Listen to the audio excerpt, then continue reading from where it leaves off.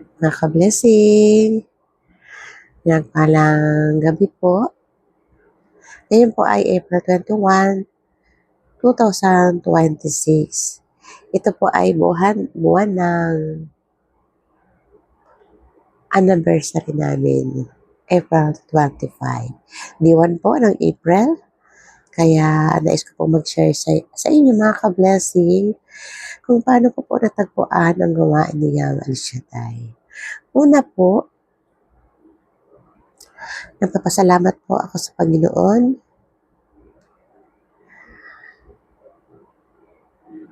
Kami pong pamilya ay una po naming naranasan nang una kaming kinasal. Marami po kaming pinagdaanan. Nag-arkila kami, nawalan kami ng gamit sa inaarkila namin. Nakpalipat-lipat kami sa side ng asawa ko, side ko naman po, mga ka-blessing. At parang stockholder nga kami. Ika nga ang tawag sa amin. Ngunit salamat sa Panginoon sa lahat na aming napagdaanan. Dahil biniyayaan po kami ng isang bahay kubo. Salamat sa Diyos at bahay kubo yun, pero mga ka-blessing, apaw-apaw ang aking kaligayahan. Sobra-sobrang kaligayahan. Sabi ko nga sa sarili ko, bahay kubo ang bahay namin. Kung sa mga mayaman kami ay isang basahan lamang. Subalit salamat sa Diyos dahil binayaan kami ng bahay kubo. Tapos po, one time, nanonood ako ng TV, nag-plus po ang gawain ni Yahweh El Shaddai. Nag-plus po ang gawain ni Yahweh El Shaddai. Nakita ko po si Brother Mike. At sa point na yun, ang sabi niya, ano man ang pangailangan niyo, sabihin niyo at magaganap yun. Wala pa po akong alam, wala pa akong idea, pero po, sumunod po ako. Ika nga, masunurin po ako. So ngayon po, that time po talaga, problema ako, dahil yung panganay kong anak is sobrang likot. Ang sinasakayan niya at mga kasama niya sa motor na di tubig.